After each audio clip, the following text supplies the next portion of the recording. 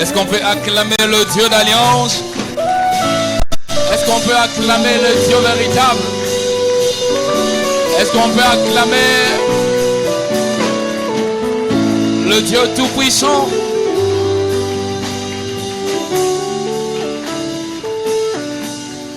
Amen. Ferme tes yeux, demande à Dieu de te parler. Dis Seigneur, parle-moi, s'il te plaît. Seigneur, j'ai besoin d'entendre ta voix. J'ai besoin de t'écouter. J'ai besoin de recevoir de toi ta parole. J'ai besoin de recevoir de toi ta révélation. J'ai besoin de recevoir de toi quelque chose de magnifique, de splendide, de glorieux. Oh mon Dieu, j'ai besoin de toi. Merci Seigneur pour tout.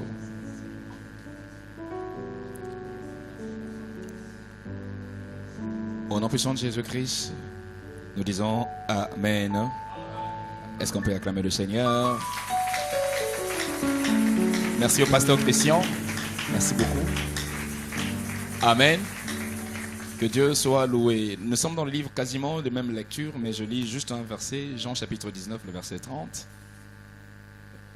Les interprètes ne sont pas là? Jean chapitre 19, verset 30.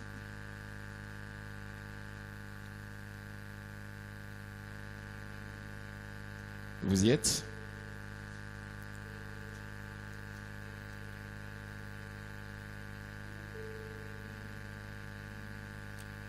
Quand il eut goûté le vinaigre, Jésus dit, tout est accompli. Il pencha la tête et rendit l'esprit. Alléluia. Alléluia. Quand il eut goûté le vinaigre, Jésus dit, tout est accompli. Il pencha la tête et rendit l'esprit. Père, fais que nous puissions partager ta parole suivant ta pensée. Et que cette première journée soit une journée bénie. Et que tu nous donnes ta parole et que cette parole nous guérisse. La Bible est claire, tu envoyas ta parole et ta parole a pour mission de guérir. Père, guéris un homme, guéris une femme, guéris chacun de nos pères, afin que nous puissions sortir d'un statu quo et que nous puissions atteindre un niveau supérieur tel que tu l'as décidé depuis les lieux célestes. Que seul toi puisse régner. Au nom de Jésus, nous disons Amen. Amen. Asseyons-nous, que Dieu nous bénisse.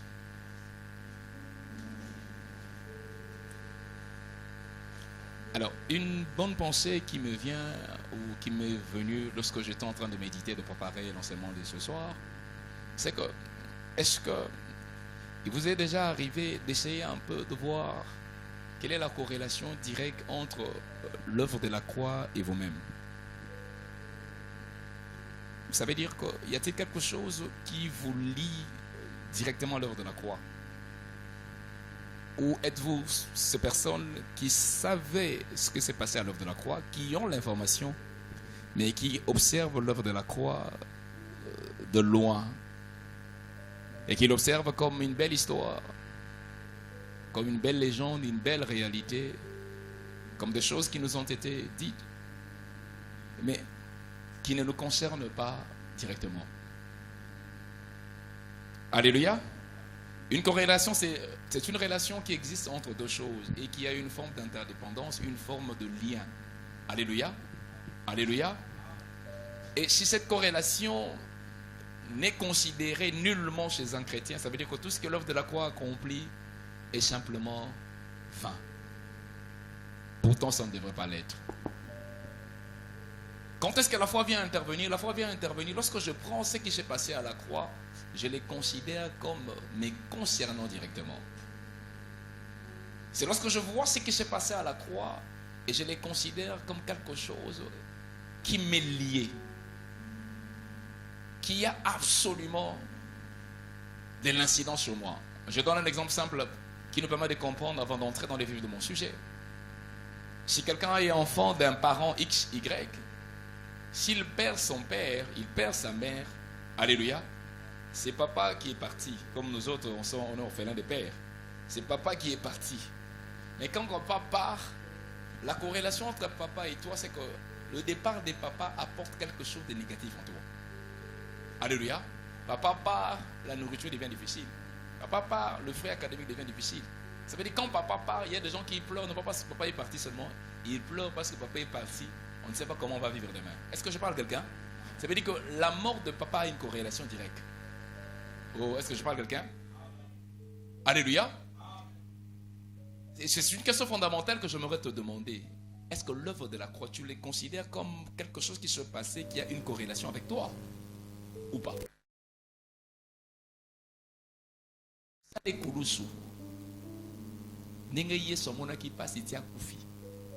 Est-ce que aux hommes on a le logo et talio penza to zaka lokola masawa beta?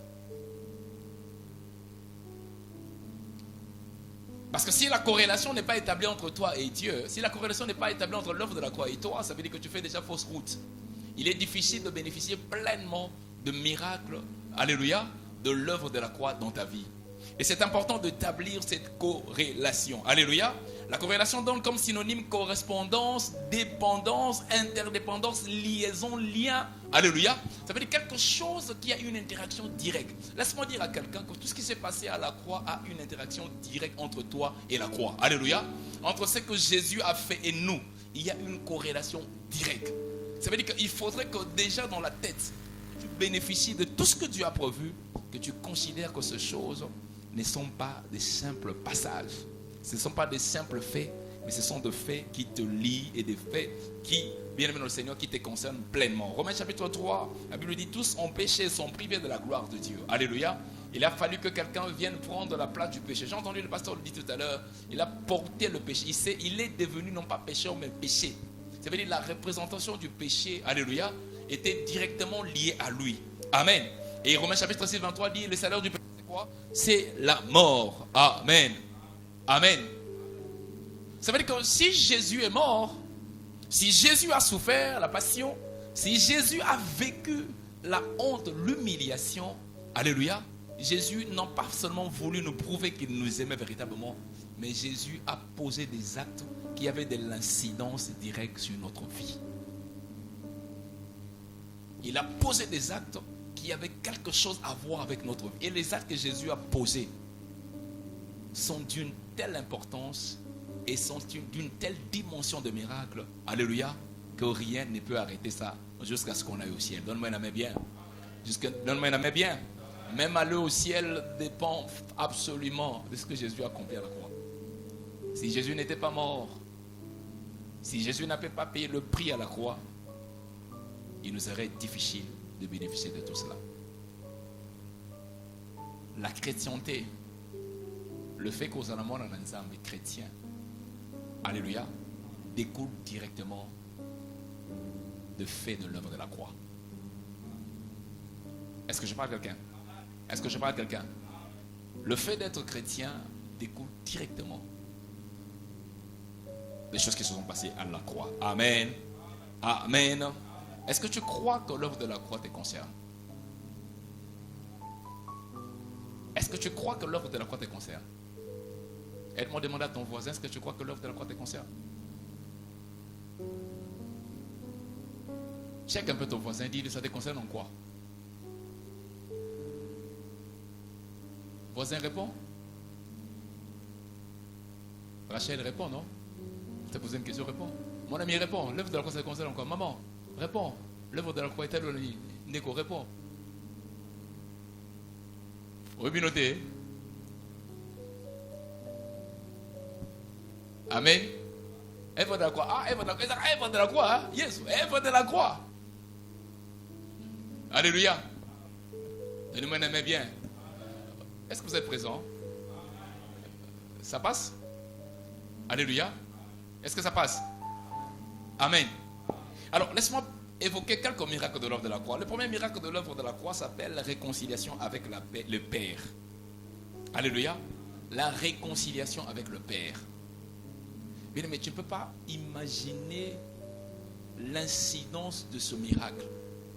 La réconciliation avec le Père. Ça veut dire que nous étions perdus. Nous n'avions aucun rapport avec le Seigneur. Dieu nous regardait de loin. La porte était barricadée. Souvenez-vous comment on a chassé Adam et Ève du jardin d'Éden. On a mis les chérubins. Ça veut dire que les choses étaient bloquées. Alléluia.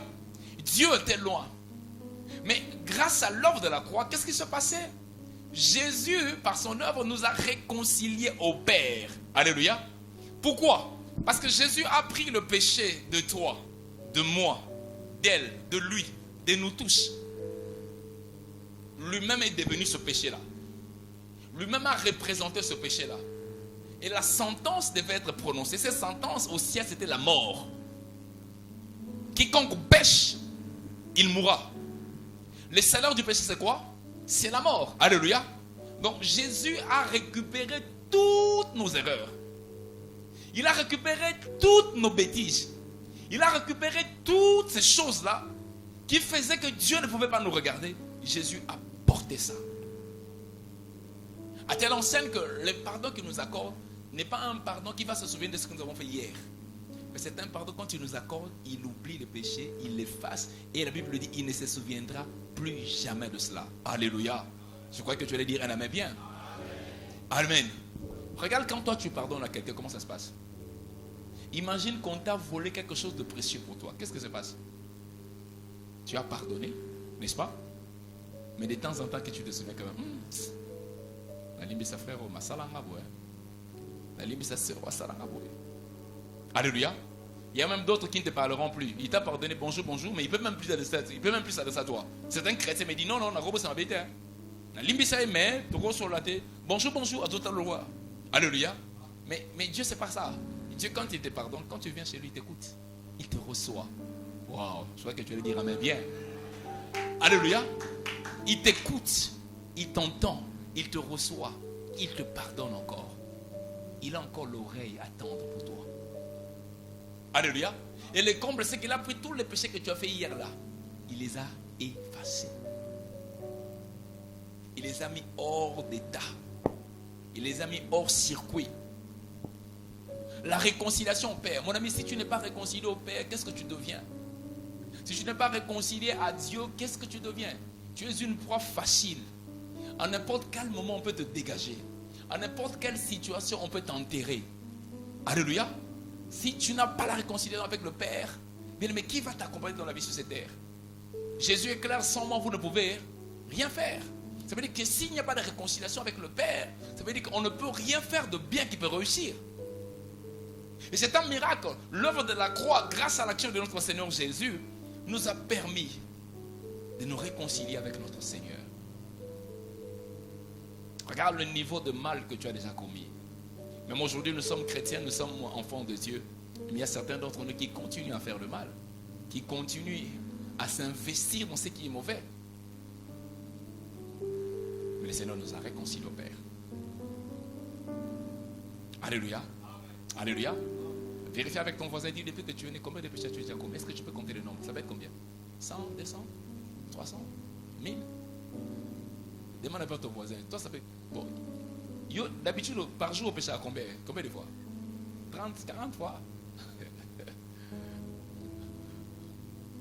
Tu n'as un voisin. Par jour, au péché à combien de fois? 10 fois, 2 fois, 0 fois. Combien?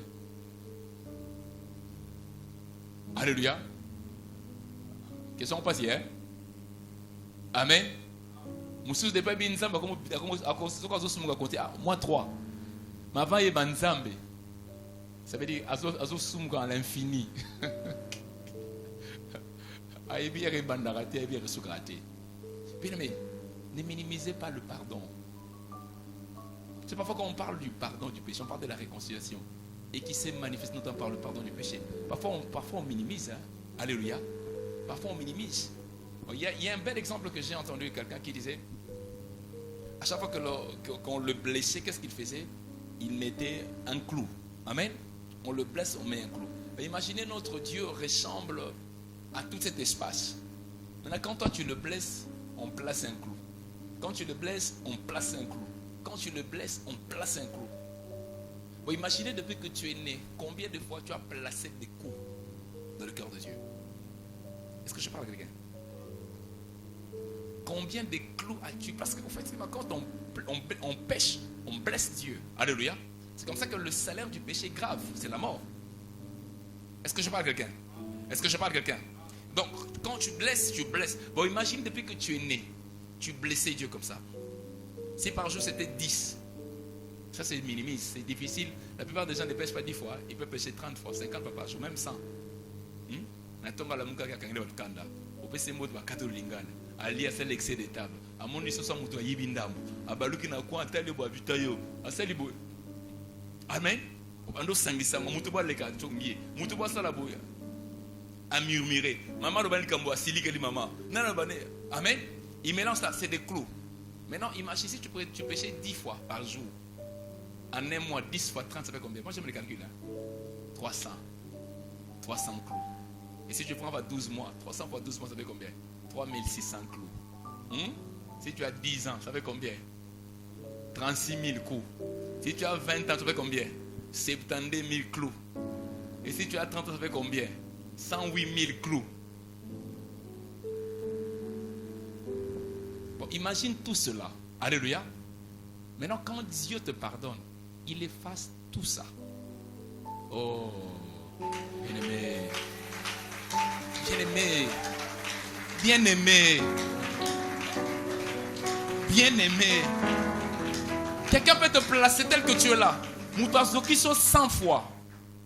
3600 fois. Ayo songo pardon bien alim so facilement. Yo. Le ban zamba kangolo déjà. Alléluia. Mais là, imagine ton âge. Mais quand Dieu vient ça, il efface tout. Et ça il est heureux dans le péché. Et mais quand Dieu efface, non pas seulement il y a les clous, les cicatrices de ton mal, mais malgré les cicatrices, il dit je ne veux plus me souvenir de ça. Ça veut dire qu'il t'a pardonné, même s'il y a des cicatrices, il dit je ne me souviens plus que c'est lui qui m'a fait ça. Ça veut dire que je le pardonne. Bien aimé, tu as raison d'acclamer, acclamons le Seigneur. Tu as raison d'acclamer, acclamons le Seigneur. Waouh, c'est fantastique. L'œuvre de la croix assoit notre chrétienté. Alléluia. Assoit. Je peux parler simplement comme ça dans la facilité, mais c'est important que tu comprennes ce que ça veut dire pardonner. Maintenant, Dieu, dans son grand amour, nous pardonne. Et Jésus est venu payer le prix pour qu'on ait accès à Dieu. Alléluia. Et que lorsque quelqu'un tombe, il crie à Dieu, pardonne-moi. Dieu pardonne. La Bible dit, il efface, il oublie. Quel merveilleux amour. Les tueurs d'hier, quelqu'un posait la question à quelqu'un qui a tué beaucoup de fois comme ça. Il vient demander pardon à Dieu. Dieu va lui pardonner. Oui, Dieu va lui pardonner. Quelqu'un a volé toute ma richesse. Demain il veut pardonner. Oui, Dieu va lui pardonner. Le sorcier qui a tué 100, 200 personnes. Avant de mourir, il demande pardon à Dieu. Oui, Dieu va lui pardonner.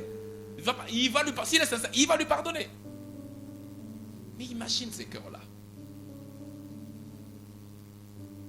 Les sorciers qui ont séparé l'église, qui ont divisé les églises, qui ont amené certains pasteurs à mourir.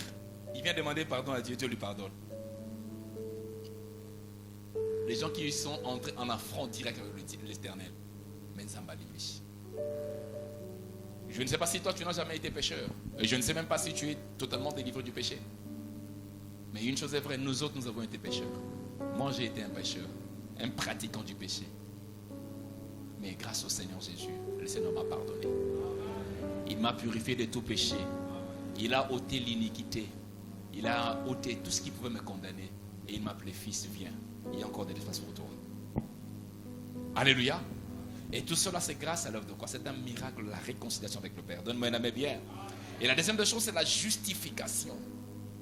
Vous savez, dans cette réconciliation-là, non, je dis concrétiser. Cette réconciliation est concrétisée par le pardon du péché. Alléluia. Le pardon du péché.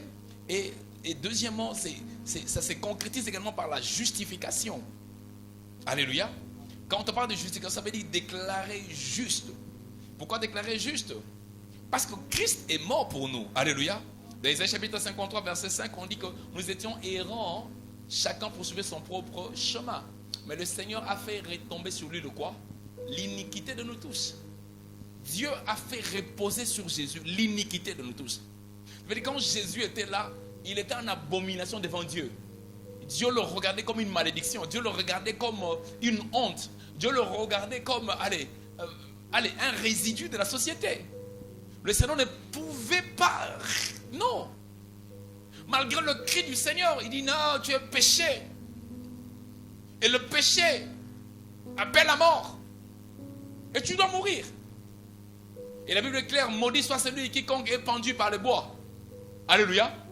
On a pris Jésus, on l'a placé au bois. Il est mort de la mort la plus honteuse. Parfois je dis aux chrétiens, on a honte d'évangéliser le Seigneur, d'évangéliser, d'aller gagner les âmes. Mais Jésus n'avait pas honte pour nos péchés, pour le porter. Il était presque nu. On a tout enlevé comme corps. Toute sa personnalité était trempée de honte, d'humiliation. Il était la personne la plus raillée en cette époque-là, rejeté par tous. Mais il n'avait pas honte de mourir pour toi, il n'avait pas honte de mourir pour moi, il n'avait pas honte de mourir pour nous tous. Il avait accepté de payer ce prix jusqu'au fond. N'oublie pas, quand Jésus est mort à la croix, il pouvait refuser de mourir. On dit, il rendit l'esprit, ça veut dire apesi molimo. Alléluia. C'est lui, il rendit. Ça veut dire azu bon moinaye apesi on a liwa. Andimia kabona nanzoto akufa. Wow. Oh, pesanga me bien. Et ça, en tout cas, c'est un peu expérimental liwa. Au monde est au confisant, en tout cas, c'est un peu tout le monde le beau. On soit expérimenté liwa. Alléluia. Ok. Si tu poses la question à la bande de kono sur bazawa, nana sana azaki na posa pesa bomona liwa, na ndimite morondim. Lorsque la mort vient, ça fait peur. C'est épouvantable. Alléluia. Mais Jésus, pour vouloir nous réconcilier au Père, devait poursuivre cette bataille jusqu'à la fin. N'oubliez pas, avant qu'on arrive là, la Bible dit que Jésus a prié plus de 3 fois pour dire au Seigneur, Père, s'il est possible, éloigne cette coupe de moi. Toutefois, non pas ma volonté, mais que ta volonté. Jésus, en s'approchant de la mort, en s'approchant de l'agonie, de la passion, comme on dit, alléluia, a tellement réalisé ce qui va se passer qu'il s'est mis à prier à telle enseigne que de son corps sortait l'eau et le sang.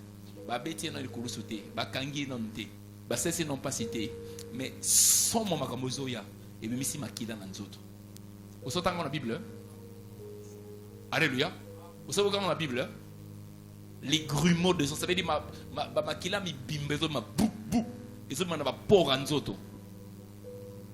Mais Jésus nous aime. J'ai pas besoin de beaucoup crier pour ça. Jésus nous aime.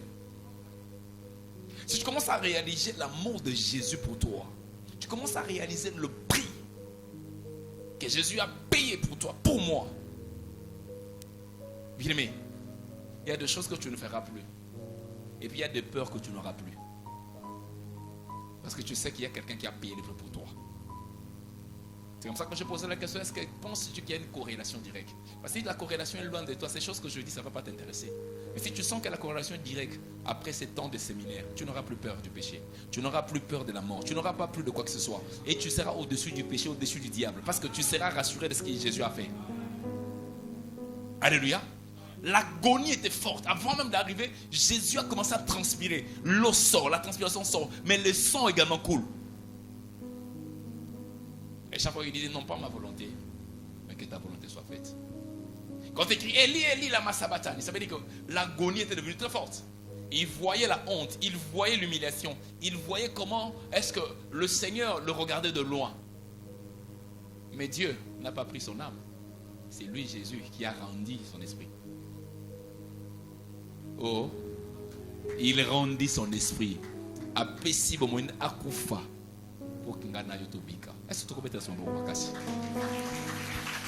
Il a donné sa vie pour que nous puissions être sauvés.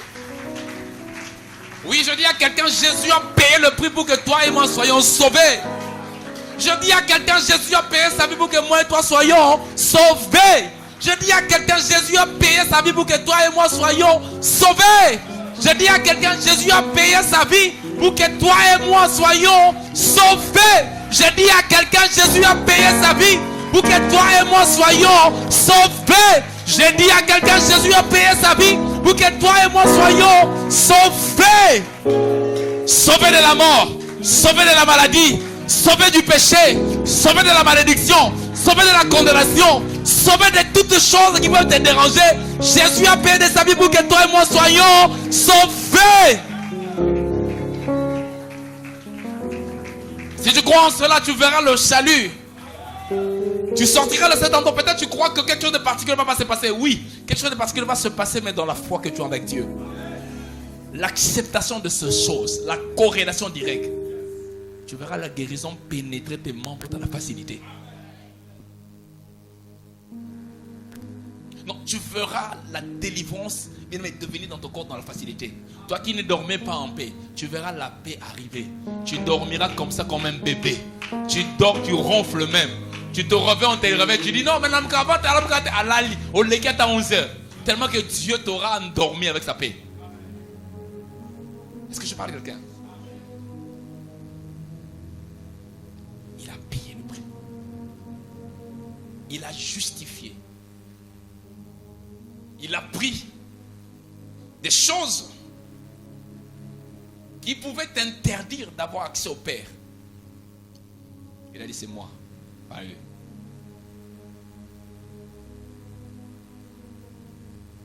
Dans le centre biblique Réma, on suivait une formation.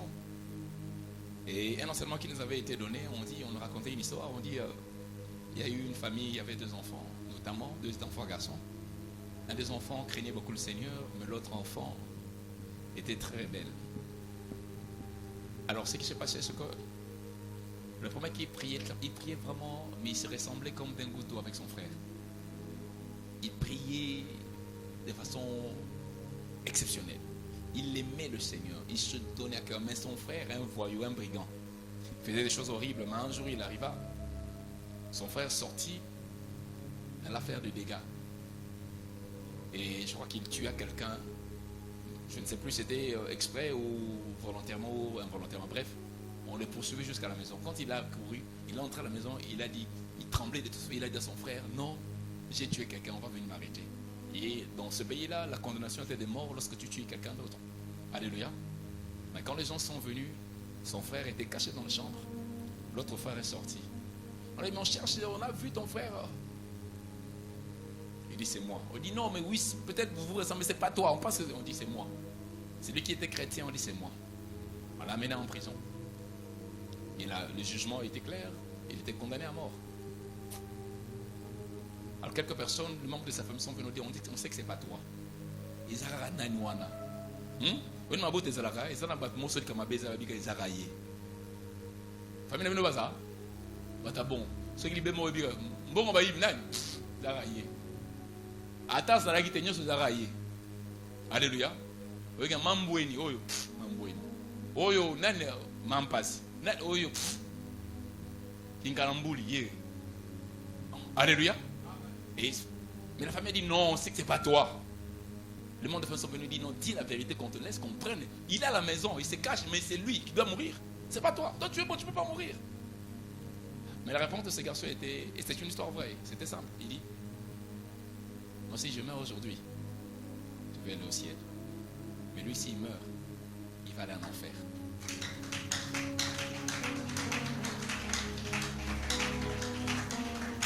Wow. Je préfère que moi je meure. Je connais le Seigneur. Je préfère porter son péché et mourir. Que si lui mourait dans ces conditions, il va aller en enfer. Mais je lui laisse. Je sais que Dieu le touchera pour qu'il se répande. Malheureusement, la sentence est arrivée. On a exécuté son frère, qui est mort. Et la mort de son frère a amené les bandits à donner sa vie à Jésus. Il avait qui avait un vrai amour. Oh Dieu. Oh Dieu. Et c'est ce que notre Seigneur a fait à la croix. Il dit, s'il meurt comme ça, et tout cela, c'est la perdition totale. Je préfère Père. La Bible dit ce jour-là, il y a eu silence dans les cieux. On cherchait qui envoyait. Qui envoyait. Abraham, c'est toi? Non, pas moi. Élie, non, pas moi. Les anges, pas moi. Nani, pas moi. Mais l'agneau de Dieu est paré, dit, me voici. Envoie-moi. Oui, l'agneau de Dieu, notre Seigneur Jésus. Envoie-moi. Je vais accomplir l'œuvre. Je vais accomplir la mission compliquée. Et Jésus est descendu. Il est venu, il a commencé à porter jusqu'au bout. Le Fils de l'homme ne se donnait pas du repos, il alla de lieu en lieu.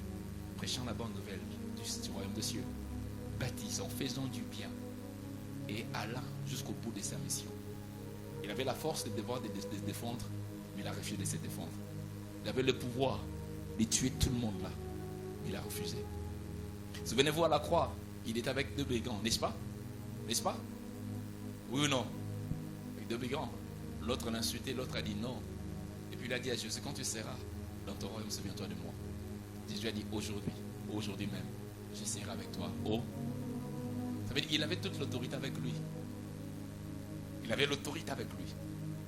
Qui faisait qu'il peut amener quelqu'un au paradis. Qui faisait qu'il peut promettre quelqu'un le paradis. Mais il a refusé de se prévaloir de tout ça. Il dit, si je fais ça, ça veut dire que la mission pour laquelle je fais ne marchera pas. Moi, je me préserverai, oui, mais eux, ils mourront. Jésus a refusé la bonne part pour que moi et toi ne mourrons pas. Jésus a refusé la bonne part pour que moi et toi nous puissions obtenir la vie éternelle. Jésus a refusé.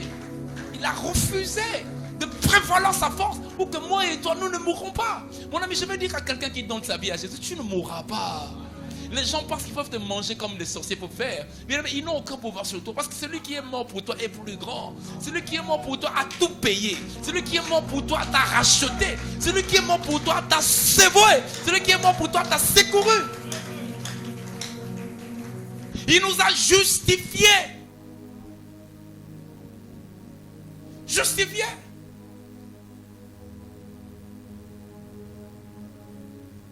Ça veut dire que le diable peut s'élever. On va tuer. Je lui dis, vous ne pouvez pas. Comme ça, quand tu demandes pardon à Dieu, même ceux qui ne doivent pas vous êtes sincère, ne parlez pas dans le mais si vous êtes sincère, vous êtes pardon, sincèrement, télémi. Aux yeux autorités déclarés.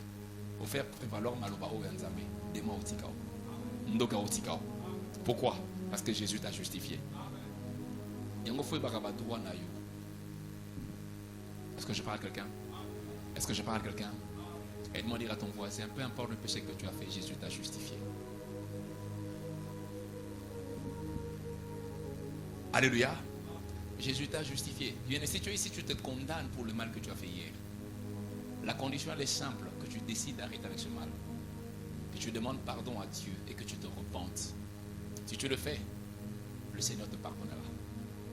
Et tu auras accès à tout ce que Dieu a prévu pour toi. Je peux entendre un amen bien. Je peux entendre un amen bien. Romains chapitre 6, le verset 6.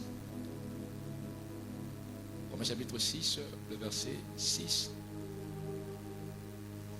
Laisse-moi le lire à notre intention. La Bible dit ceci. Comprenons donc que l'homme que nous étions autrefois a été crucifié avec le Christ, afin que le péché, dont c'est qui fait sa force, soit réduit à l'impuissance. Écoute-moi bien. Alléluia. Comprenons donc que l'homme que nous étions autrefois, a été crucifié avec le Christ, afin que le péché, dont c'est qui fait sa force, soit réduit. Le péché soit réduit à quoi? À l'impuissance. Et que nous ne servions plus le péché comme des esclaves. Car celui qui est mort a été déclaré juste. Il n'a plus à répondre du péché. Alléluia. Alléluia. Je vais expliquer ça, vous comprenez bien. La réconciliation avec Christ se manifeste et se concrétise, je dis notamment par le pardon du péché. Et je dis notamment par la justification. Alléluia. Mais troisièmement, c'est par la victoire sur le péché. Alléluia. Et la Bible est claire, ça veut dire lorsque nous avons accepté Jésus et que nous avions été baptisés, nous sommes morts avec Jésus. Oh. Nous sommes morts avec Jésus. Suis bien ce que je suis en train de dire. Peu importe au niveau de la loi, la sentence qui a été prévue face à une condamnation, face à un délit, face à une infraction qu'on a commise. Alléluia. On t'a condamné à mourir, par exemple. On t'a condamné à servitude pénale, comme on dit chez nous ici. On t'a condamné à telle sentence. Mais lorsque tu meurs, alléluia, la mort arrête toute sentence. Vous êtes d'accord avec moi? Oh, vous êtes d'accord avec moi, non? Alléluia. Et la Bible dit, par la foi en Jésus, et lorsque nous acceptons de plonger dans le baptême, nous sommes morts avec Christ. Ça veut dire que toute la condamnation qui est avec nous vis-à-vis du péché, alléluia, a été totalement enterrée. Ça veut dire qu'il n'y a plus de sentence qui peut marcher contre nous. Waouh! Est-ce que je parle de quelqu'un? il n'y a plus de sentence qui peut se formuler contre notre vie. Ça veut dire que le péché et toutes les sentences deviennent impuissants. Alléluia. Et lorsqu'on meurt, on ressuscite avec le Seigneur. Qu'est-ce qui se passe dans la vie du chrétien? Ça veut dire que le Seigneur lui donne l'autorité du péché. Ça veut dire que le péché devient impuissant. Ce qui fait que le péché puisse dominer quelqu'un devient impuissant. Bien aimé, lorsque tu vas croire en Jésus, je peux te dire que le péché que tu as là, l'addiction que tu as à l'alcool, à la drogue, à la masturbation, à la femme mariée de nuit, à la pornographie, l'addiction que tu as dans une certaine vie qui n'honore pas le Seigneur, lorsque ta vie est totalement donnée à Dieu, bien aimé, le Seigneur, qu'est-ce qu'il fait? Il fait mourir les choses qui font, alléluia, qui te rend incapable et te donne une nouvelle vie. À telle enseigne, le péché n'aura plus de force. Le péché devient impuissant. Tu vas être au-dessus du péché. Est-ce que je parle à un chrétien ce soir? Tu vas être au-dessus. Je prie au nom de Jésus que Dieu donne à quelqu'un le pouvoir, la puissance au-dessus du péché. Parce que le péché, c'est le plus grand fléau. Le péché, c'est l'ennemi le plus redoutable de l'homme. Le péché, c'est le visa qui donne au diable tout le pouvoir sur nous. Le péché, c'est l'interaction, c'est la remise et reprise de ton autorité, c'est du diable. C'est la remise et reprise de ta bénédiction avec celui du diable, il te donne la malédiction. Et si quelqu'un dompte le péché, ça veut dire qu'il est au-dessus du diable. Est-ce que je parle à un chrétien? Et Jésus, par sa mort, par l'œuvre de la croix, qu'est-ce qu'il a fait? Il nous a rendus puissants face au péché. Il a rendu ce qui fait le péché impuissant. Est-ce que je parle à quelqu'un? Est-ce que je parle à quelqu'un? Si tu vis dans le péché, laisse-moi te dire, pendant ce jour de prière, la puissance du péché va être totalement dominée. Dieu va te rendre libre. Il te faut croire en Jésus. Il te faut accepter de mourir avec Jésus au travers le baptême. Il te faut décider de suivre véritablement le Seigneur. Et tu verras que la force du péché qu'il y avait sur toi n'aura plus de force. Je n'arrive pas à abandonner la musique mondaine. Bien-aimé le Seigneur, donne ta vie véritablement à Jésus. Crois à ce qui s'est passé à l'œuvre de la croix. Confesse Jésus. Proclame Jésus. Et tu verras ce qui va se passer. Le pouvoir du péché va être dominé, va être dompté. Quel est le péché qui te domine? Il y a encore un miracle que tu peux bénéficier véritablement de Dieu si la vie du péché demeure. Le premier miracle commence par la victoire sur le péché. Le premier miracle commence par, la domination de ta chair. Si j'entends parler à quelqu'un? Quel est le péché qui te domine encore aujourd'hui? Quel est le péché qui a encore de l'ascendant sur toi? Es-tu encore esclave du péché? Y a-t-il encore des péchés qui te remettent en arrière? Tu es chrétien, mais il y a des péchés qui circulent autour de toi. La force du chrétien, ce n'est pas de chasser les démons. La force du chrétien, c'est de vivre la sanctification. La force du chrétien, ce n'est pas d'accomplir les miracles, les aveugles voient le surentendent. Non. La force du chrétien, c'est d'appartenir pleinement et totalement à Dieu. Ça veut dire de ressembler à Christ dans sa vie, de ressembler à Christ dans sa nature. La nature du Christ s'appelle pureté, sainteté. Quel est le péché qui domine encore ta vie? Bien-aimé, le Seigneur, à la croix, t'a donné les capacités nécessaires pour dompter le péché.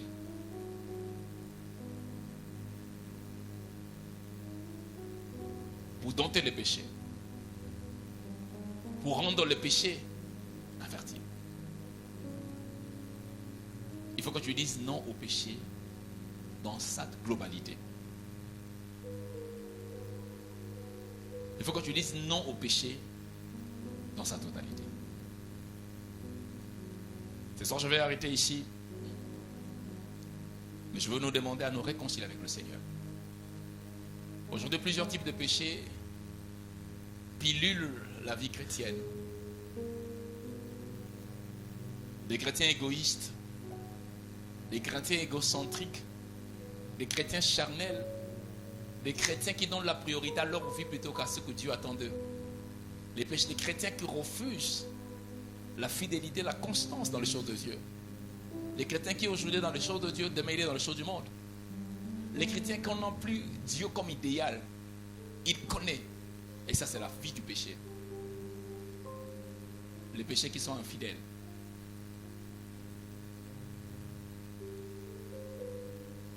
Mais nous avons besoin de prier.